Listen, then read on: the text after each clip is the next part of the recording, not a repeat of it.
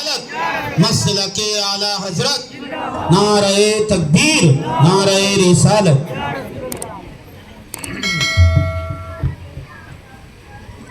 منبر نور پر رونق افروز علماء ذوی احترام و جملہ برادران اسلام، السلام علیکم ورحمۃ اللہ وبرکاتہ۔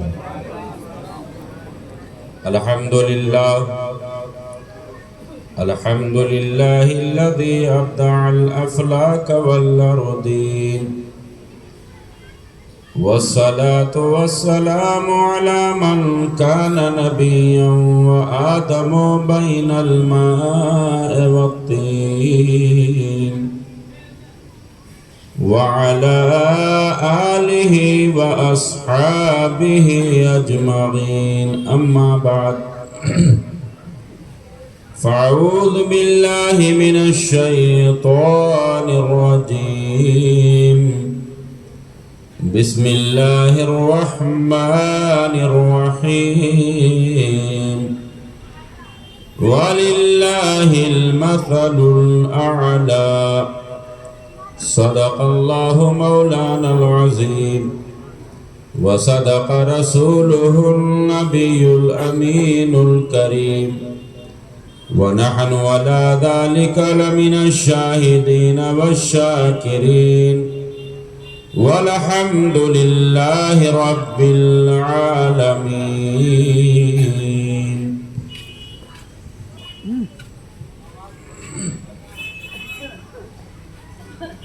حاضرین محترم، ابھی ہم اور آپ تمامی حضرات کلام اعلی حضرت اور اس کے بعد منقبت سرکار غوث اعظم رضی اللہ تعالیٰ عنہ سماعت فرما رہے تھے۔ ایسا لگ رہا تھا کہ بغداد میں سرکار غوث اعظم کے جلووں میں بیٹھے ہوئے ہیں۔ سبحان اللہ۔ اور کیوں نہ ہو، پیرانے پیر ہیں، روشن ضمیر ہیں، جب کرم کرتے ہیں تو ایسا نوازتے ہیں کہ پھر بندے کی عقل وہاں تک نہیں پہنچتی ہے۔ حاضرین محترم، آج انشاءاللہ العزیز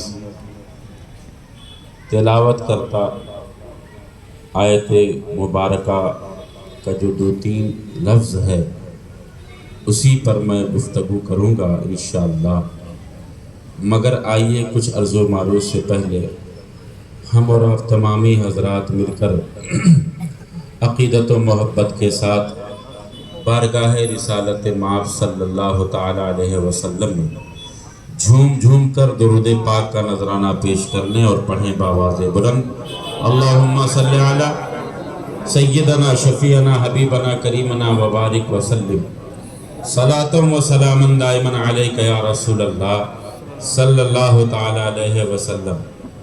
آج ہماری آواز متاثر ہے مگر آپ کی آواز متاثر نہیں ہونی چاہیے۔ آپ تمامی حضرات زندہ دل ہو کر بیٹھیں اور مجھے ایسا لگے کہ آج آپ شان غوث اعظم سننے کے لیے آئے ہوئے ہیں اور سننے کے لیے بیٹھے ہیں تیار ہو کر۔ ایک بار اور باواز بلند درود پاک پڑھنے، اللہم صلی علی سیدنا شفیعنا وبارک وسلم، صلاۃ و سلام علیک یا رسول اللہ صلی اللہ تعالیٰ علیہ وسلم۔ حضرات، اب میں بلا تمہید و تمثیل آغاز گفتگو کروں۔ اللہ رب العزت نے ارشاد فرمایا، وَلِلَّهِ مَثَلُ الْعَالَى، اور اللہ ہی کے لیے ہے مثل اعلیٰ۔ یہ تو ہے اس آیت کا ترجمہ۔ اب اسے اور تشریح کے ساتھ سمجھنا ہے تو اب آپ مفسرین کی بارگاہ میں زانوِ ادب طے کریں کہ اس آیت کا ترجمہ تفسیر کیا ہے۔ تو مفسرین فرماتے ہیں وَلِلَّهِ مَثَلُ الْعَالَى کا مطلب یہ ہے اللہ ہی کی شان سب سے بڑی ہے، اللہ ہی کی شان سب سے بڑی ہے، سب سے بڑی شان والا اسی کی ذات ہے، اسی کی شان سب سے بڑی ہے۔ اب اور آگے بڑھیے، اب اس کی اور تشریح چاہیے، اس کی وضاحت اور لینی ہے۔ تو عزیزان گرامی اب ذرا محدثین کی بارگاہ میں چلیں، مفسرین کی بارگاہ میں چلیں، اب یہی رک جائیے، میں اس کی اور وضاحت کے ساتھ تفسیر کروں کہ میں آپ کو 2-3 باتیں عرض کرنا چاہوں گا۔ پیارے غور کرو، اللہ رب العزت جب انبیاء کرام کو دنیا میں بھیجتا ہے تو وہ نبی جو ہوتا ہے وہ اللہ کی الوہیت کی دلیل ہوتا ہے، اللہ کی شان ہوتا ہے۔ ہر نبی جو دنیا میں آیا ہے 1,24,000 پیغمبر یا 2,24,000 پیغمبر، جتنے بھی انبیاء دنیا میں آئے، رسولان اعظام علیہ السلام آئے، یہ سب اللہ کی شان ہیں، سب اللہ کی شان ہیں۔ تو جب ہر نبی اللہ کی شان ہے تو پھر مصطفیٰ جان رحمت کیا ہوئے، رسول اللہ کیا ہوئے، تاجدار مدینہ کیا ہوئے؟ تو اب محدثین و مفسرین اس کی تشریح فرماتے ہیں کہ لوگوں سنو، ہر نبی تو اللہ کی شان ہے، ہر نبی اللہ کی شان ہے، مگر میرے آقا رحمت عالم اللہ کی سب سے بڑی شان ہے۔ ہر نبی اللہ کی شان ہے لیکن مصطفیٰ اللہ کی سب سے بڑی شان ہے۔ تو وَلِلَّهِ مَثَلُ الْأَعْلَىٰ کا مطلب یہ ہے کہ رب کا مصطفیٰ سب سے بڑا ہے، اللہ کی شان سب سے بڑی ہے، مطلب خدا کا مصطفیٰ سب سے بڑا ہے، کیونکہ مصطفیٰ جان رحمت اللہ کی سب سے بڑی شان ہے۔ اور رب فرماتا ہے اللہ کی شان سب سے بڑی ہے، مطلب یہ ہے، مراد یہ ہے کہ خدا کا مصطفیٰ سب سے بڑا ہے، اس کے جیسا کوئی کائنات میں نہیں ہے۔ عزیزان گرامی، اب پیارے میں آپ کو ایک بات اور بتانا چاہتا ہوں، نبی جو ہوتا ہے یہ اللہ کی شان ہوتا ہے، نبی اللہ کی شان ہوتا ہے، اور اس نبی کے امت میں جو ولی ہوتا ہے وہ نبی کی شان ہوتا ہے۔ توجہ کرنا، میں غوث اعظم کی بارگاہ میں آپ کو لے کے چل رہا ہوں اور اسی آیت کی روشنی میں لے کے چل رہا ہوں کہ نبی، ہر نبی اللہ کی شان ہے، اللہ کی شان ہوتا ہے، اور ہر نبی کی امت میں جو ولی ہوتا ہے وہ اس نبی کی شان ہوتا ہے، وہ اس نبی کی شان ہوتا ہے۔ جیسا نبی ہوگا، جس شان کا نبی ہوگا اسی شان کا اس کی امت میں ولی بھی ہوگا۔ توجہ کرنا، جیسا نبی ہوگا، جیسی عظمت نبی کی ہوگی، جو شان نبی کی ہوگی، اس کے امت میں ولی کی وہی شان ہوگی، اسی شان کا ولی بھی ہوگا۔ عزیزان گرامی، اب یہی رک کر میں آپ کو بتانا چاہتا ہوں کہ حضرات دیکھو، ہر نبی اللہ کی شان ہے، مصطفیٰ جان رحمت اللہ کی سب سے بڑی شان ہے، تو ہر نبی کی امت میں اللہ ولی عطا فرماتا ہے، جو ولی اس نبی کی شان ہوتا ہے، تو جیسا نبی ہوگا ویسا ولی ہوگا۔ اب سنو، آدم سے لے کر عیسیٰ پیغمبر تک جتنے انبیاء آئے، جتنے رسول آئے، ہر نبی رسول کو اللہ نے ولی عطا کیا، کیونکہ ولی جو ہوتا ہے نبی کی شان ہوتا ہے۔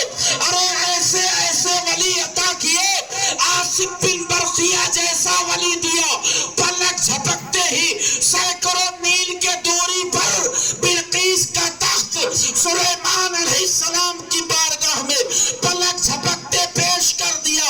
ایسا بھی ولی رب نے عطا کیا، مگر خدا کی عزت کی قسم، اول سے لے کر آخر تک بہت ولی آئے اور آئیں گے، مگر سنو، جو مصطفیٰ جان رحمت کی امت میں ولی کو مقام غوث اعظم کو ملا ہے، وہ کسی کو نہیں ملا۔ سبحان اللہ، سبحان اللہ، سبحان اللہ، وہ کسی ولی کو نہیں ملا۔ نعرہ تکبیر، نعرہ رسالت، مسلک اعلیٰ حضرت، فیضان اعلیٰ حضرت، نعرہ تکبیر، جو مہارا مرتبہ غوث اعظم کو ملا وہ کسی کو نہیں ملا۔ اب آپ سوچو گے وہ کیسے؟ تو ہاں وہ ایسے کہ دیکھو نبی اللہ کی شان ہوتا ہے، اس کی امت میں جو ولی ہوتا ہے وہ نبی کی شان ہوتا ہے، تو جیسا نبی ہوگا اس کے امت میں ولی بھی ویسا ہوگا۔ تو پیارے مصطفیٰ جان رحمت جیسا کوئی نبی اور رسول نہیں، تو غوث اعظم جیسا کوئی ولی پیدا نہیں ہوا ہے۔ اس لیے کہ ہر ولی اپنے اپنے نبی کی شان ہے، مگر غوث اعظم مصطفیٰ جان رحمت کی شان ہے، رسول اللہ کی شان ہے۔ تو جو مقام تاجدار مدینہ کو انبیاء میں ملا ہے، تو آپ کی امت میں ولیوں میں وہی مقام غوث اعظم کو ملا ہے۔ امام الانبیاء ٹھہرے رسول اللہ، تو امام الاولیاء ٹھہرے غوث اعظم، سلطان الانبیاء ٹھہرے مصطفیٰ جان رحمت، تو سلطان الاولیاء بنے سرکار غوث اعظم۔ اس لیے کہ کوئی رسول اللہ جیسا نبی نہ ہو سکا، تو حضرات پھر سرکار غوث اعظم جیسا کوئی ولی نہ ہو سکا۔ اس لیے کہ آپ مصطفیٰ جان رحمت کی شان ہے، رسول اللہ کی شان ہے، تو جیسا نبی ہوتا ہے اس کی امت کا ولی بھی اسی طرح ہوتا ہے۔ تو کوئی جو ہے نبی 1,24,000 پیغمبر جو آئے حضرات گرامی، وہ نبی کوئی مصطفیٰ جان رحمت جیسا نہ بن سکا، اس لیے کہ ہر نبی کو نبوت میرے آقا کے صدقے میں ملی ہے۔ تو جس طرح ہر نبی کو نبوت آقا کے صدقے میں ملی، اسی طرح ہر ولی کو ولایت غوث پاک کے صدقے میں ملی ہے، غوث اعظم کے صدقے میں ملی ہے۔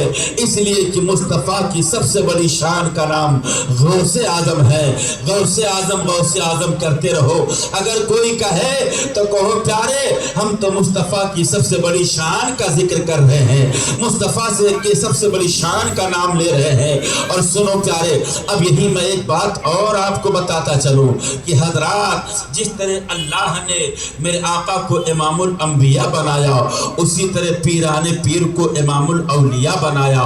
اور سنو عزیزان گرامی، جتنے نبی آئے، انبیاء آئے دنیا میں، اللہ تعالیٰ نے ہر نبی کو معجزہ دے کر دنیا میں بھیجا ہے، ہر نبی کو معجزہ دے کر دنیا میں بھیجا ہے۔ مگر جب آمنہ کے لال مدینہ کے تاجدار کی بات آئی، تو ہر نبی کو تو معجزہ دے کر بھیجو، مگر مصطفیٰ کو سراپا معجزہ بنا کر بھیجا، مصطفیٰ کو سراپا معجزہ بنا کر بھیجا۔ اسی طرح اللہ نے ہر ولی کو کرامت عطا کر کے بھیجا، مگر جب غوث کی بات آئی تو غوث اعظم کو سراپا کرامت بنا کر بھیج دیا، سراپا کرامت بنا کر بھیج دیا۔ اس لیے پیارے غوث اعظم کی کرامتوں کو کوئی شمار نہیں کر سکتا۔ یہ تو بندے کے لکھنے میں جو باتیں آ گئی اسے معلوم ہوا، اس نے لکھ دیا۔ ورنہ خدا کی قسم شیخ عبدالحق محدث دہلوی کو اٹھا کر پڑھ لو، جن کے ذریعے محبت جو کرتے ہیں، جب روزانہ جتنی محبت حسن سے کرتے تھے حسین سے بھی اسی طرح پیار کرتے تھے۔ مگر آج میں دیکھ رہی ہوں کہ حسن کو آپ بار بار چوم رہے ہیں، حسن کو سینے سے لگا رہے ہیں، کبھی حسن کے لبوں کو چومتے ہیں، کبھی حسن کے پیشانی کو چومتے ہیں۔ یا رسول اللہ کیا معاملہ ہے؟ اللہ اللہ۔ تو میرے آقا صلی اللہ علیہ وسلم مسکرائے، کہا بیٹی فاطمہ جاننا چاہتی ہو آج میں بیٹے حسن کو کیوں چوم رہا ہوں، شہزادے کی پیشانی کو کیوں چوم رہا ہوں؟ یا رسول اللہ حسن کو کیوں چوم رہے؟ آقا فرماتے فاطمہ میری نگاہ دیکھ رہی ہے کہ یہ میرا بیٹا جو حسن ہے، حسن اس کی نسل سے اللہ تبارک و تعالی میری اولاد ایک ایسی دنیا میں پیدا فرمائے گا، حسن کی نسل سے پیدا ہوگا۔ بیٹی فاطمہ سن، وہ کوئی عام نہیں ہوگا، بلکہ وہ اپنے زمانے کا سلطان الاولیاء ہوگا، اپنے زمانے کا امام الاولیاء ہوگا۔ اب فاطمہ نے عرض کیا بابا اس کا نام کیا ہوگا؟ کہا بیٹی فاطمہ اس کا نام عبد القادر ہوگا، لقب محی الدین ہوگا، سبحان اللہ ہوگا۔ میں دیکھ رہی ہے میرے بیٹے حسن کی نسل سے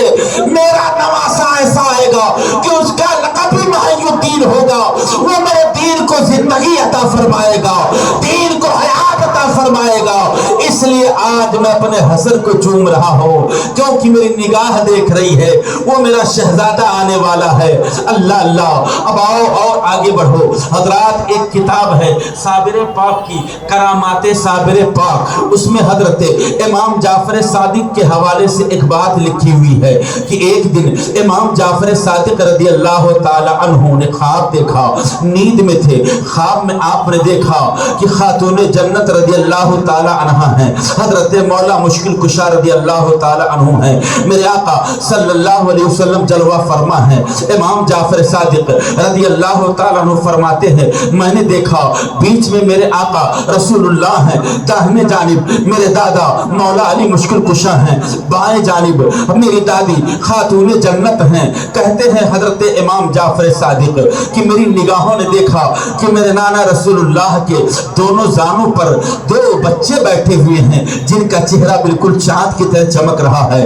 میں نے سوچا کہ لاؤ جاؤ آقا کے قدم چوم کر پوچھوں یا رسول اللہ، عرض کروں آقا یہ دونوں شہزادے کون ہیں جو آپ کے زانوں پر بیٹھے ہوئے ہیں، چہرہ چمک رہا ہے چاند کی طرح۔ حضرت امام جعفر صادق فرماتے ہیں ابھی یہ سوچ کر میں آگے ہی بڑھا تھا کہ خاتون جنت میری دادی رسول اللہ کی بارگاہ میں عرض کرتی ہے یا رسول اللہ صلی اللہ علیہ وسلم، آپ کی امت کے منافقوں نے میرے دونوں شہزادوں کو حسن و حسین کو شہید کر دیا۔ یا رسول اللہ آپ کے امت کے منافقوں نے، ایک نے تو میرے حسن کو زہر دے کر شہید کیا، کچھ منافقوں نے تو کربلا کی زمین پر میرے شہزادے حسین کی گردن کاٹ کر، اس کے خاندان کی گردن کاٹ کر انہیں جام شہادت پلا دیا۔ یا رسول اللہ آپ کی امت کے ظالموں نے کام کیا۔ یہ خاتون جنت کہتی ہیں تو آنکھوں سے آنسو جاری ہو جاتے ہیں۔ حضرت مولا مشکل کشا کی آنکھوں سے بھی آنسو جاری ہو گئے، میرے آقا بھی غمزدہ ہو جاتے ہیں۔ اس کے بعد خاتون جنت عرض کرتی ہے یا رسول اللہ مجھے حسن و حسین کا بدل چاہیے، آقا مجھے حسن و حسین کا بدل چاہیے۔ امام جعفر صادق کہتے ہیں کہ ابھی میں آگے بڑھ کر یہ عرض کرنے والا تھا کہ یا رسول اللہ یہ دونوں شہزادے جو آپ کے زانوں مبارک پر بیٹھے ہوئے ہیں یہ شہزادے کون ہیں کہ خاتون جنت نے عرض کیا یا رسول اللہ مجھے حسن کا بدل چاہیے، مجھے حسین کا بدل چاہیے، یا رسول اللہ دونوں شہزادوں کا بدل مجھے عطا کیجئے۔ مجھے بدل کیا ملا ہے؟ اللہ اکبر۔ امام جعفر صادق کہتے ہیں میں عرض کرتا کہ خاتون جنت نے جیسے یہ پوچھا تو میرے آقا ارشاد فرماتے ہیں فاطمہ تیرے بیٹے حسن کا بدل یہ میرے داہنے زانوں پر بیٹھا ہے، حسین کا بدل میرے بائیں بازو زانوں پر بیٹھا ہے۔ امام جعفر صادق کہتے ہیں جو میں سوال کرنا چاہ رہا تھا، عرض کرنا چاہ رہا تھا، رسول اللہ خود فرمانے لگے تو میں رک گیا اور میں دیکھنے لگا کہ آقا ان دونوں کے بارے میں خود ہی بیان فرمانے جاتے ہیں تو میں کیوں جاؤں پوچھنے کے لیے۔ امام جعفر صادق کہتے ہیں میں کھڑے ہو کر عرض کرنے لگا یا رسول اللہ میری دادی فاطمہ نے پوچھ لیا ہے بدل چاہیے، آقا آپ فرماتے ہیں داہنے زانوں پر بیٹھنے والا شہزادہ یہ امام حسن کا بدل ہے، بائیں پر بیٹھنے والا شہزادہ یہ حسین کا بدل ہے۔ یا رسول اللہ یہ دونوں شہزادے کون ہیں جن کا چہرہ چمک رہا ہے؟ خاتون جنت نے بھی پوچھا یا رسول اللہ یہ شہزادے کون ہیں جنہیں آپ حسن و حسین کا بدل بتا رہے ہیں؟ تو میرے آقا ارشاد فرماتے ہیں بیٹی فاطمہ میرے شہزادے میرے نواسے حسن کو ظالموں نے زہر دے کر شہید کر دیا تھا، سوچا تھا حسن کو شہید کر دو دین ختم ہو جائے گا، دین مٹ جائے گا، مگر بیٹی فاطمہ غم نہ کر، حسن کا بدل یہ شہزادہ ہے جو میرے داہنے جانب بیٹھا ہوا ہے، یہ تیرے بیٹے حسن کا بدل ہے۔ بیٹی تجھے معلوم نہیں اللہ تبارک و تعالی اسے دنیا میں حسن کا بدل بنا کر بھیجے گا، یہ حسن کی اولاد میں سے ہوگا۔ ظالموں نے سوچا تھا حسن کو شہید کر کے دین مٹا دے گے، مگر بیٹی اس کے ذریعے سے قیامت تک کے دین زندہ ہو جائے گا۔ کہا یا رسول اللہ یہ کون ہے؟ کہا بیٹی دنیا میں اس کا نام عبد القادر ہوگا، دنیا میں اس کا نام عبد القادر ہوگا، دنیا اسے غوث آدم کہے گی، اس کا لقب محی الدین ہوگا، دین کا زندہ کرنے والا یہ حسن کی اولاد میں سے ہوگا، یہ میرے دین کو زندہ زندگی بخشے گا، اسلام کو حیات بخشے گا۔ اور بیٹی فاطمہ سن، حسین کو ظالموں نے وہاں کربلا کی زمین پر شہید کیا تھا، پیاسا بھوکا رکھ کر سوچا تھا کہ حسین بھوکے رہیں گے، پیاسے رہیں گے تو بھوک اور پیاس سے ظالموں کی بیعت کر لیں گے، مگر میرے شہزادے نے وہاں بھوک پیاس برداشت کر لی، جان قربان کر دیا، مگر ظالم کے ہاتھ پر بیعت نہ کی۔ اللہ تعالیٰ اس شہزادے کو حسین کا بدل بنا کر دنیا میں بھیجے گا اور دنیا کو یہ شہزادہ پیغام دے گا۔ خاتون جنت نے عرض کیا یا رسول اللہ ان کا نام کیا ہے، یہ کون ہے؟ تو میرے آقا نے ارشاد فرمایا فاطمہ، ظالموں نے سوچا تھا کربلا میں کہ 3 دن تک حسین کا پانی بند کر دو، کھانا بند کر دو، جب بھوکے پیاسے رہیں گے تب پتہ چلے گا، مگر میرے شہزادے نے تو صبر کیا اور صبر میں جام شہادت پی لی۔ اللہ تعالیٰ حسین کا بدل بنا کر دنیا میں اسے بھیجے گا اور یہ دنیا کو پیغام دے گا کہ جب حسین کا شہزادہ 12 سال تک گولر کے درخت سے لگ کر کلیل کی زمین پر، گولر کے درخت سے لگ کر کلیل کی زمین پر بھوکا پیاسا سانپی کلیل رہ سکتا ہے تو حسین کا مقام کیا ہوگا؟ سبحان اللہ، سبحان کیا ہوگا؟ اس کا نام صابر کلیری ہے۔ یہ دنیا میں جائے گا اور دنیا کو صبر کا پیغام دے گا کہ تم حسین کے صبر کی بات کرتے ہو، یہ حسین کا شہزادہ، تم 3 دن کی بات کرتے ہو، یہ 12 سال تک بغیر کھائے پیے ایک کولر کے درخت سے لگا ہوا کھڑا ہے۔ اللہ اللہ، یہ صبر کا پیغام دنیا کو دے گا۔ اللہ اکبر۔ وہ آقا غوث اعظم رضی اللہ تعالیٰ عنہ ہیں کہ ابھی آئے نہیں ہیں مگر بشارت دی جا رہی ہے، دنیا کو بتایا جا رہا ہے۔ اللہ اللہ، اسی لیے تو عزیزان گرامی خود اعلیٰ حضرت رضی اللہ تعالیٰ عنہ سے یہ سوال کیا گیا تو آپ نے فتاوی رضویہ شریف میں لکھا ہے کہ یہ صحیح واقعہ ہے کہ حضرات جب میرے آقا صلی اللہ تعالیٰ علیہ وسلم معراج میں تشریف لے جا رہے تھے اور براق جبریل امین نے پیش کیا اور میرے آقا براق پر سوار ہونے لگے تو براق نے شوخی کی، اس نے جو ہے عزیزان گرامی مارے خوشی میں وجد میں جھومنے لگا تو براق اونچا ہو گیا۔ میرے آقا اس براق پر سوار ہونا چاہ رہے تھے، جبریل سیڑھی زینے کا انتظام کرنے چلے کہ اتنے میں روح غوث اعظم حاضر ہو گئی، سرکار غوث پاک کی روح حاضر ہوئی اور عرض کرتی ہے یا رسول اللہ آپ اپنے قدم مبارک کو میرے کندھے پر رکھ کر براق پہ جلوہ فرما ہو جائیے۔ میرے آقا صلی اللہ تعالیٰ علیہ وسلم شب معراج اپنے قدم مبارک کو حضرت غوث اعظم کے کندھے پر رکھ کر اور براق پر تشریف فرما ہوتے ہیں، اور جب براق پر تشریف فرما ہونے لگے امام الانبیاء تو فرمایا میرے بیٹے عبد القادر سن لے، آج اپنے نانا کی زبان سے بشارت لے لے۔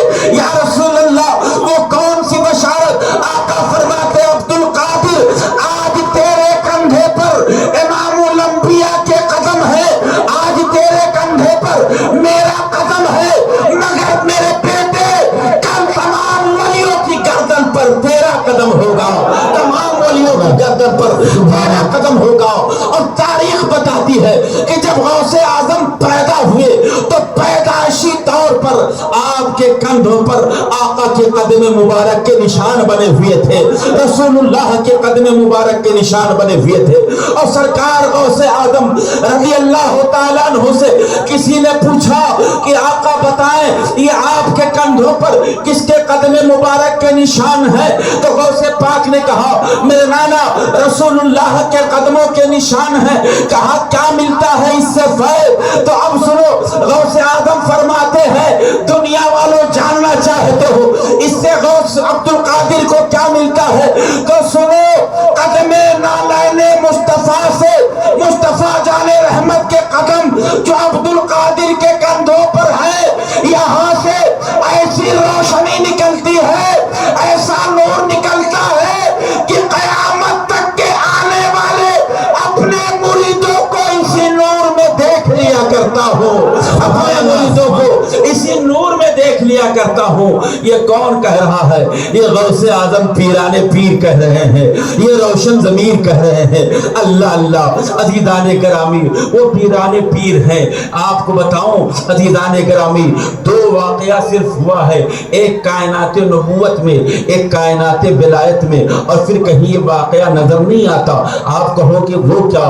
حضرات، تو وہ یہ ہے کہ جب میرے آقا صلی اللہ تعالی علیہ وسلم کی نبوت و رسالت کے تعلق سے اللہ نے عالم ارواح میں نبیوں کی روحوں سے عہد و میثاق لیا تھا کہ اے نبیوں کی روحو، اے رسولوں کی روحو، تمہیں دنیا میں بھیجوں گا نبوت و رسالت دے کر، تم دنیا میں جاؤ گے، پیغام اسلام، پیغام دین پھیلاؤ گے، مگر سنو تم سے آج میں ایک عہد لے رہا ہوں، ایک میثاق لے رہا ہوں۔ عرض کیا تمام انبیاء کی روحوں نے مالک پروردگار وہ کون سا وعدہ ہے؟ رب نے فرمایا تم میرے ساتھ وعدہ کرو کہ جب تم دنیا میں جاؤ گے تمہیں نبوت و رسالت دوں گا، کتابیں دوں گا، صحیفے دوں گا، تو دنیا میں جانے کے بعد جو تمہارا سب سے اہم کام ہوگا وہ یہ ہوگا کہ تم اپنے امت کو بتاؤ گے کہ میں نبی بن کر آیا ہوں، مگر اس لیے آیا ہوں کہ امام الانبیاء آنے والے ہیں، ان کی بشارت دینے کے لیے آیا ہوں۔ امام الانبیاء آنے والے ہیں، خاتم النبیین آنے والے ہیں، ان کا مزدہ سنانے تمہیں آیا ہوں، ان کی بشارت دینے تمہیں آیا ہوں۔ اللہ نے ہر نبی سے وعدہ لیا۔ جب تمام نبیوں نے وعدہ کر دیا تو عزیزان گرامی، حضرت امام قسطلانی فرماتے ہیں مواہب اللدنیہ شریف میں کہ اچانک ایک نور چمکا، اور چمکنے کے بعد میں تمام نبیوں کو اپنے جو ہے چمک میں لے لیتا ہے۔ انبیاء کی روحوں نے عرض کیا پروردگار یہ کیسا نور ہے؟ اللہ نے ارشاد فرمایا اے نبی و رسولوں کی روحوں، یہ اسی محمد مصطفیٰ کا نور ہے جس کے صدقے میں تمہیں نبوت ملی ہے، جس کے صدقے میں تمہیں رسالت ملی ہے۔ تو ایک امام قسطلانی فرماتے ہیں کہ جب اتنا سنا تمام نبی و رسولوں کی روحوں نے کہ رب نے فرمایا یہ محمد مصطفیٰ کا نور ہے، امام الانبیاء کا نور ہے، خاتم النبیین کا نور ہے، جس کے صدقے میں تم سب کو نبوت و رسالت ملی ہے، تو تمام نبیوں کی گردنیں جھک جاتی ہے مصطفیٰ کی تعظیم میں۔ تمام نبیوں رسولوں نے اپنی گردنیں جھکا دی میرے آقا کی تعظیم کے لیے، ہر نبی نے گردن جھکا دی۔ ایک واقعہ کائنات نبوت میں ہوا اور ایک واقعہ کائنات ولایت میں ہوا کہ شیخ عبد الرزاق سرکار غوث اعظم کے بڑے بیٹے فرماتے ہیں کہ میں اپنے والد گرامی کی محفل میں حاضر تھا، سرکار غوث اعظم رضی اللہ تعالیٰ عنہ خطبہ دے رہے تھے، خطبہ دیتے غوث اعظم رضی اللہ تعالیٰ عنہ ابھی خطبہ دے ہی رہے تھے کہ خطبہ دیتے غوث پاک کا امامہ کھل گیا۔ یہ کون کہہ رہا ہے؟ غوث اعظم کے شہزادے کہہ رہے ہیں۔ شیخ عبد الرزاق رحمت اللہ تعالیٰ علیہ فرماتے ہیں والد گرامی خطبہ دے رہے تھے، غوث پاک خطبہ دے رہے تھے، 70,000 کا مجمع تھا، اللہ اکبر، ایک دو نہیں بلکہ 70,000 کا مجمع۔ اور جب پیرانے پیر خطبہ دیتے تو آج تو یہاں چند لوگ بیٹھے ہوئے ہو، آپ سے خطاب کرنے کے لیے مائک کی ضرورت پڑتی ہے، اگر بغیر مائک کے بولا جائے تو سامنے کے علاوہ جو بیچ میں وہاں تک بھی آواز نہیں آئے گی، مگر بار غوث اعظم پیرانے پیر آپ کا حال یہ ہے کہ 70,000 کا مجمع ہے۔ اب جب 70,000 کا مجمع ہوگا تو اب آپ اندازہ لگاؤ وہ کہاں تک کے مجمع ہوگا، وہ کہاں تک پھیلا ہوگا۔ جبکہ پہلے کے دور میں بھی اولیاء کرام کا دستور تھا، تاریخ اٹھا کر دیکھ لو کہ بڑے بڑے اولیاء ہوئے جن کے ہاں ہزاروں کا مجمع ہوتا تھا، کئی ہزار کا مجمع ہوتا، اور وہ اللہ کے ولی خطبہ دیتے تھے، مگر ان کا طریقہ کیا ہوتا تھا؟ وہ بیچ میں جس طرح نماز پڑھانے کے لیے مکبر کھڑا کیا جاتا ہے، اسی طرح اس ولی کے مجمع میں بیچ میں مکبر رہتے تھے۔ جب ولی اللہ کا ولی کوئی جملہ کہہ کے خاموش ہو جاتا تو سامنے والا وہی جملہ آگے بھیجتا، پھر وہ آگے بھیجتا، پھر وہ آگے بھیجتا، اسی طرح پورے مجمع میں بات جب پہنچ جاتی تو پھر اللہ کا ولی اگلا جملہ کہتا۔ مگر جب پیرانے پیر کی بات آتی ہے، غوث اعظم کی بات آتی ہے، تو حال یہ ہے کوئی مکبر نہیں ہے، بلکہ حال یہ ہے جتنی آواز محفل میں آگے بیٹھنے والے کو سنائی دیتی ہے اتنی ہی آواز سب سے اخیر میں رہنے والے بندے کو بھی سنائی دیتی ہے۔ सरकार गौस आदम को अल्लाह ने हवा पर तसर्रुफ दे दिया था।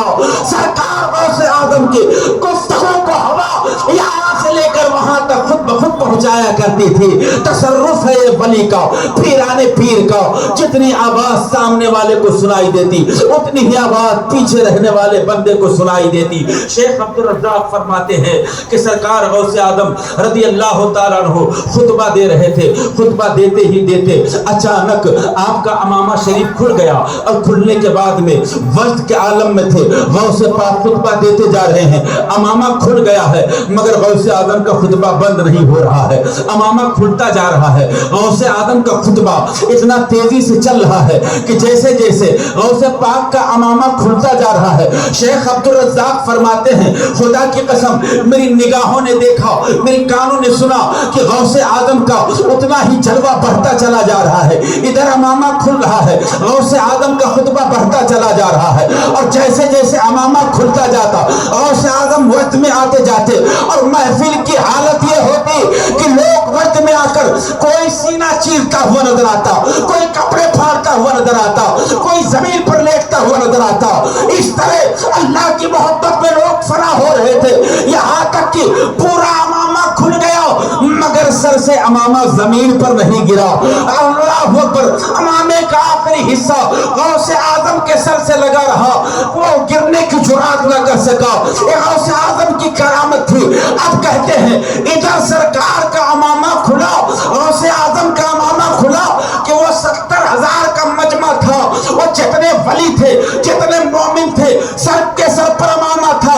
सब वजद में आ गए और कहा जब मुर्शिद के सर पर अमामा नहीं है तो जल्दी से अमामा दो। हर कोई अपनी अपनी पगड़ी निकाल निकाल कर और हवा में लहराता रहा, हवा में फेंकता रहा। कसम खुदा की पगड़ी 70,000 का मजमा, कई किलोमीटर पर मजमा, वहां आखिर में बैठने वाला बंदा भी जब पगड़ी फेंकता तो आकर गौसे आदम के कदमों में गिरती हुई नजर आती, गौसे पाक के कदम में गिरती हुई नजर आती। 70,000 का मजमा था। लोगों ने अपनी अपनी पगड़ियां निकाल कर गौसे आदम के पास फेंकी और वो पगड़ी कहीं नहीं जाती, गौसे पाक के कदम में आकर गिरती। ये हवा पर तसर्रुफ था। शेख अब्दुल रज़्ज़ाक़ फरमाते हैं उसके बाद में जब सरकार गौसे आदम का खुतबा खत्म हुआ, पीराने पीर का खुतबा खत्म हुआ, उसी दौरान कहते हैं सरकार गौसे आदम रज़ी अल्लाह तआला अन्हु लोगों की पगड़ियां आकर गौसे पाक के कदमों में जब ढेर हो गई तो हाल ये हो गया अब 70,000 का मजमा, 70,000 पगड़ियां अगर जमा करो तो कितनी हो जाएगी। शेख अब्दुल रज़्ज़ाक़ फरमाते हैं इधर वजद की कैफियत तारी थी सरकार गौसे आदम पर। अब पगड़ियों का हाल ये हो गया कि सीने तक के गौसे आदम के सिर्फ पगड़ी ही पगड़ी कदम के पास नजर आ रही थी। उसी वजद के आलम में सरकार गौसे आदम रज़ी अल्लाह तआला अन्हु खुतबा दे ही रहे थे।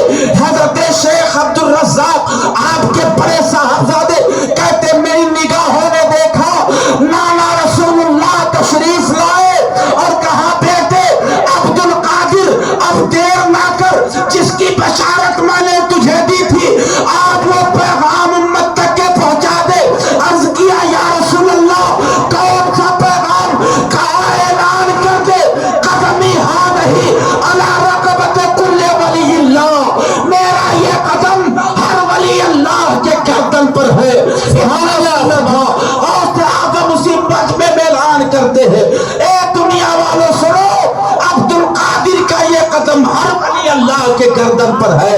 इतना ऐलान करना होता है कि अल्लाह अकबर। शेख अब्दुल रज़्ज़ाक़ फरमाते हैं मैंने देखा पूरी दुनिया के अंदर जितने वली मौजूद थे, जो चाहा था वही अपनी गर्दनें झुकाता नजर आ रहा है।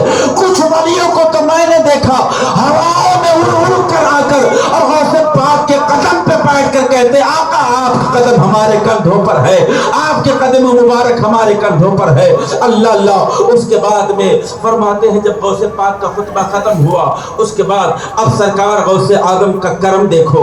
सरकार गौसे आदम मिंबर से नीचे आए और आने के बाद में अब पगड़ी वो जो जमा थी ना 70,000 के मजमे ने पगड़ी फेंकी थी। प्यारे बड़ा सोचो 70,000 का मजमा हो तो कहां तक होगा और वहां बैठने वाला बंदा पगड़ी निकाल के गौसे पाक پاک کے پاس پھینک رہا ہے اور وہ پگڑی اڑتی ہوئی غوث پاک کے قدموں ہی میں آتی ہے، ادھر ادھر نہیں جاتی ہے۔ اب غوث پاک کا جلوہ دیکھو، جب محفل ختم ہوئی، خطبہ ختم ہوا تو غوث پاک نیچے اترے۔ شیخ عبد الرزاق فرماتے ہیں میرے والد کرامی غوث اعظم نیچے اترے، اور نیچے اترنے کے بعد میں چہرہ آپ مجمع کی طرف نہیں کرتے ہیں، فرماتے ہیں چہرہ تو آپ کا منبر ہی کی طرف تھا، پیچھے ہی سے ایسے پگڑی اٹھاتے ہیں اور ایسے پھینک دیتے ہیں، ایسے اٹھاتے ہیں ایسے پھینک دیتے ہیں، ایسے اٹھاتے ہیں ایسے پھینک دیتے ہیں، کہتے ہیں یہ لو اپنی پگڑی لو، یہ لو اپنی پگڑی لو۔ شیخ عبد الرزاق کہتے ہیں خدا کی قسم میری نگاہوں نے دیکھا میرے والد گرامی غوث اعظم جب پگڑی لے کر پھینکتے بھلا اپنی پگڑی لو تو وہ پگڑی اسی کے پاس ہوا میں جاتی جس کی پگڑی ہوا کرتی تھی، اسی کے پاس جاتی جس کی پگڑی ہوا کرتی تھی، وہ امامہ اسی کے پاس جاتا جس کا ہوا کرتا تھا۔ اللہ اللہ۔ اس کے بعد کہتے شیخ عبد الرزاق کہتے ہیں کہ جب سب کی پگڑیاں چلی گئی تو ایک دوپٹہ غوث پاک کے ہاتھ میں آ گیا۔ میں حیران ہو گیا، یا اللہ یہاں تو عورت کوئی نہیں ہے، کیونکہ غوث پاک کی محفل میں عورتوں کے لیے تو انٹری نہیں ہے، پھر یہ دوپٹہ کہاں سے آ گیا؟ کہتے میں نے عرض کیا سرکار پگڑیاں تو آپ نے عطا کر دی لوگوں کو، مگر یہ دوپٹہ کہاں سے آپ کے پاس آ گیا؟ یہاں تو کوئی خاتون نظر نہیں آتی ہے، یہاں تو کوئی عورت نظر نہیں آتی ہے، یہ دوپٹہ کہاں سے آیا؟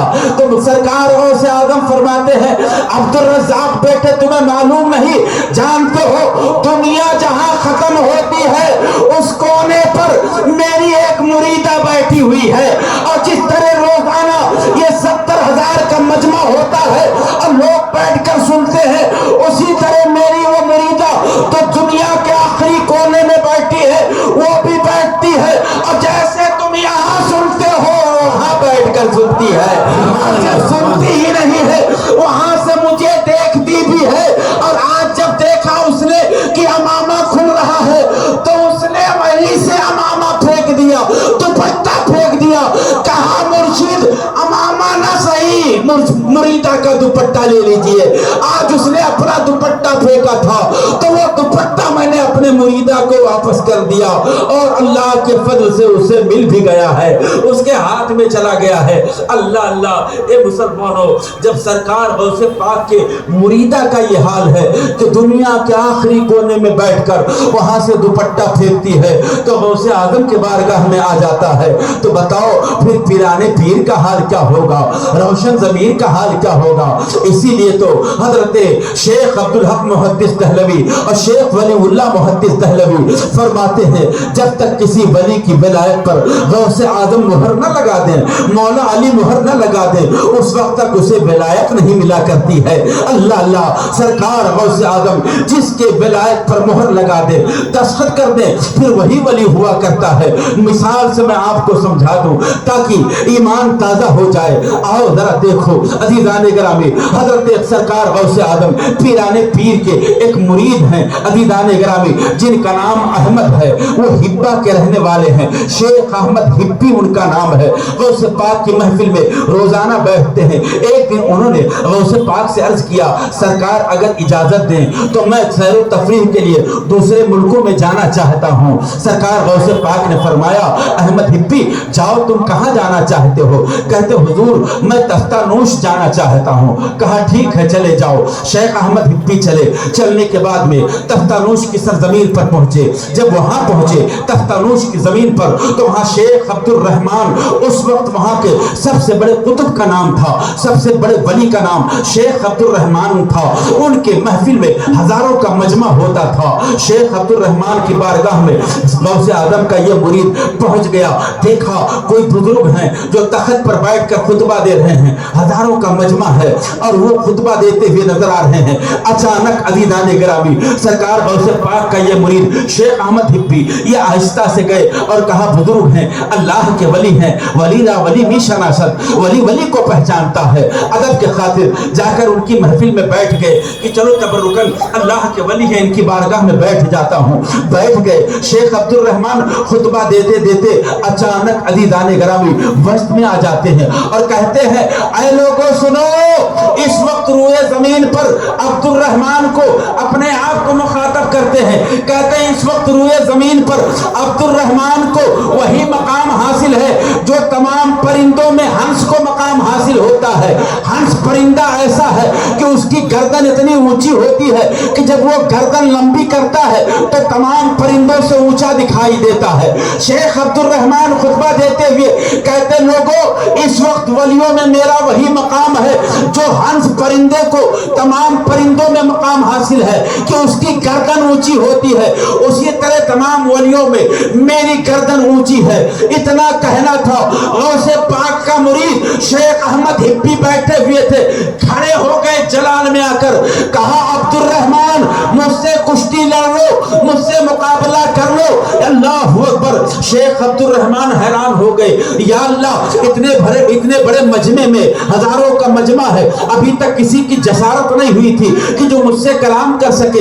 ये बंदा कौन है? नहीं वो कमजोर लागर है और खड़े होकर मुझे कुश्ती का चैलेंज देता है, मुझसे कुश्ती लड़ने के लिए कहता है, मुकाबले की बात करता है। जब इतना सुना शेख अब्दुल रहमान ने, आपने फरमाया तुम्हारा नाम क्या है? कहा मेरा नाम शेख अहमद हिब्बी है। तो कहा मुझसे मुकाबले की बात क्यों कर रहे हो? कहा मैं तुमसे मुकाबला करना चाहता हूं, अगर दम है तो कुश्ती लड़ लो, मुकाबला कर लो, जैसे चाहो मुकाबला कर लो। शेख अब्दुल रहमान कहते हैं अच्छा ठीक है, मुकाबला बाद में करेंगे, इतनी शिद्दत से ठंडक है, तुमने अपना कंबल क्यों जमीन पर फेंक दिया? गुदड़ी क्यों जमीन पर फेंक दी? क्यों बगैर गुदड़ी के खड़े हो? क्यों बगैर कंबल के खड़े हो? ठंडक लग जाएगी, परेशान हो जाओगे, पहले अपने आप को बचाओ, बाद में कुश्ती लड़ना। शेख अब्दुल रहमान ने तंज किया, इतना जैसे कहा, गौसे पाक के मुरीद ने कहा अब्दुल रहमान सुनो, जब फकीर एक मर्तबा गुदड़ी जमीन पर फेंक देता है, खुद नहीं उठाया करता है, तो कहा गुदड़ी नहीं उठाओगे, कंबल नहीं उठाओगे, नंगे खड़े रहोगे? कहा नहीं, ऐसे नहीं खड़ा रहूंगा, उठाऊंगा मगर खुद नहीं उठाऊंगा। तो कहा कौन उठाएगा? तो कहा देखो कौन उठाएगा। वहीं से खड़े खड़े अपनी बीवी फातिमा को आवाज दिया, जो बीवी उनकी हिब्बा में मौजूद थी, वो तख्तानूश में अब्दुल रहमान की महफिल में खड़े हैं, बीवी हिब्बा में हजारों किलोमीटर के दूरी पर मौजूद है, अपने घर में है। यहीं से गौसे पाक का मुरीद अपने बीवी को आवाज देता है, मेरी बीवी फातिमा मेरा जुब्बा लाओ। बीवी वहीं से कहती है शौहर अपना जुब्बा ले लो, शौहर अपना जुब्बा ले लो। इतना देखना था। अब्दुल रहमान को पसीना छूटने लगा, सोचते हैं या अल्लाह, अरे जो तुफैली है उसका ये हाल है तो फिर इसका हाल क्या होगा? वो तो इसकी बीवी है, जब उसका ये हाल है तो फिर इसका हाल क्या होगा? शेख अब्दुल रहमान ने कहा अच्छा ये बताओ तुम मुरीद किसके हो? कहा मैं गौसे आजम पीराने पीर का मुरीद हूँ, शेख अब्दुल कादिर का मुरीद हूँ। अच्छा गौसे आजम के मुरीद हो, बगदाद में रहते हैं आपके पीर? कहा मेरे मुर्शिद गौसे आजम बगदाद में रहते हैं। अच्छा बगदाद में रहते हैं, अभी तक गौसे पाक ने कदमी हाज़ही अला रक़बत कुल्ले वली अल्लाह का ऐलान नहीं किया था।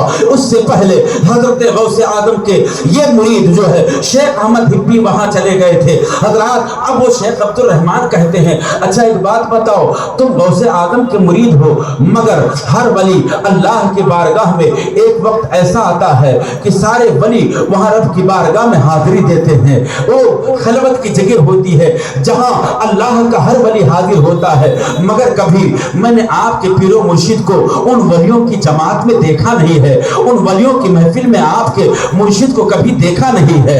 इसलिए हम कैसे कह दें कि आपके गौसे पाक का क्या मकाम है? अल्लाह अकबर। ये कहकर शेख अब्दुल रहमान ने अपने दो मुरीदों को उठाया और उठाने के बाद कहा ऐसा करो तुम बगदाद चले जाओ, इनके पीरो मुर्शिद शेख अब्दुल कादिर जिलानी कौन है उनके बारे में पता लगाकर आकर मुझे बताओ। इधर से शेख अब्दुल रहमान के दोनों मुरीद चले और चलने के बाद में उधर गौसे आजम महफिल में बैठे हुए थे, मुस्कुराए, अपने एक मुरीद को उठाया और कहा उठो। उठ के खड़ा हुआ, सरकार क्या हुक्म है? कहा तख्तानोश से अब्दुल रहमान ने अपने दो मुरीदों को मेरे बारे में जानकारी हासिल करने के लिए, पता लगाने के लिए भेजा है। फला जगह फला मकाम पर जाकर उनके मुरीदों को पकड़ लेना और वहीं से वापस लेकर चले जाना, मेरे बारगाह तक मत आने देना। कहा सरकार फिर क्या करना है? कहा उनके दोनों मुरीदों को ले जाना और जाकर अब्दुल रहमान से मेरा सलाम कहना और कह देना, अब्दुल रहमान तुमने कहा है कि रब की बारगाह में जब वलियों की हाजिरी होती है उस महफिल में कभी अब्दुल कादिर को देखा नहीं, गौसे पाक को देखा नहीं। तो सुनो, अब्दुल रहमान जो बाहर रहता है वो बारामदे में रहने वाले को नहीं जानता, जो बारामदे में रहता है वो आंगन में रहने वाले को नहीं जानता, जो आंगन में रहता है वो निहान खाने में रहने वाले को नहीं जानता। अब्दुल रहमान तुम्हारा हाल बारामदे में रहने वाले की तरह है और मेरा हाल निहान खाने में रहने वाले की तरह है। अल्लाह अकबर, ये कहकर और कुछ नसीहतें करके भेज दिया।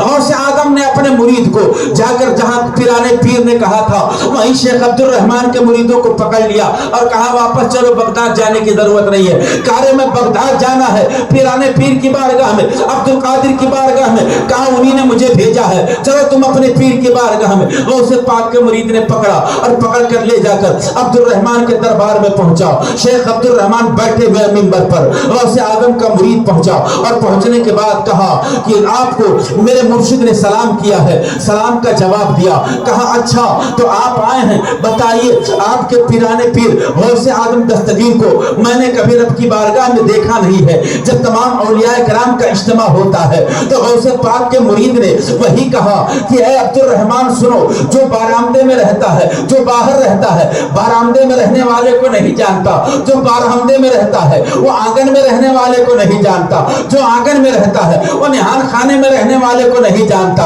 अब्दुल रहमान तुम्हारा मकाम बारामदे में रहने वाले की तरह है, मेरे मुर्शिद का मकाम निहान खाने में रहने वाले की तरह है। ए अब्दुल रहमान सुनो, मेरे मुर्शिद ने बयान फरमाया है, मेरे मुर्शिद ने कहा है कि जाकर अब्दुल रहमान से कह देना फला दिन थी, फला तारीख, फला वक्त अल्लाह की बारगाह में तमाम औलिया का इज्तिमा था, तमाम औलिया कराम का जम्मे गफीर था। और सुनो, उसी दिन 70 वलियों को खिराते विलायत अता किया गया है, विलायत का जोड़ा अता किया गया, विलायत की सनद अता की गई है, विलायत का अमामा अता किया गया है। और अब्दुल रहमान सुनो, उसी दिन तुम्हें भी विलायत का जोड़ा मिला है। इतना सुनना था। अब्दुल रहमान कहते हैं हाँ ये तो सही है, वही दिन है, वही साल है, वही तारीख है, वही वक्त है, उसी दिन मुझे विलायत का जोड़ा मिला है, उसी दिन विलायत का अमामा मिला है, उसी दिन विलायत की सनद मिली है। तो कहा अब्दुल रहमान अभी चौंको ना, पूरी बात सुन लो। सुनो, जो विलायत का जोड़ा अता किया जा रहा था किसने अता किया? तो कहा ये तो नहीं मालूम है, बस हम सब बाहर खड़े थे, एक दारैचा था, उसी दारैचे से एक हाथ नमोदार होता था, उसी हाथ में विलायत की सनद होती थी, विलायत का अमामा होता था, जोड़ा होता था। और वही हाथ जिसको विलायत का जोड़ा सनद अता कर दे, नारा लगता था, ऐलान होता था, फरिश्तों में नारा गूंजता था, मुबारक हो फला शख्स को अल्लाह ने अपना वली बना लिया है, फला शख्स को अल्लाह ने अपना महबूब बना लिया है। पता नहीं वो हाथ किसका था, मगर हाँ उसी दिन मुझे भी विलायत का जोड़ा मिला था। कहा अब्दुल रहमान सुनो, जो तुम्हें अमामा मिला है उसकी पेशानी पर कुल हुर अल्लाह की आयत लिखी हुई है। कहाँ लिखी हुई है वो मुझे याद है। तो कहा अब्दुल रहमान जानना चाहोगे वो हाथ जो दारैचे से निकलता था वो किसका है? कहा मैं अभी तक न जान सका, बस इतना देखा एक हाथ नमूदार होता था और वो जिसे सनद अता कर दे फरिश्ते ऐलान करते थे मुबारक हो फला शख्स को अल्लाह ने अपना वली बना लिया। तो कहा सुनो, वो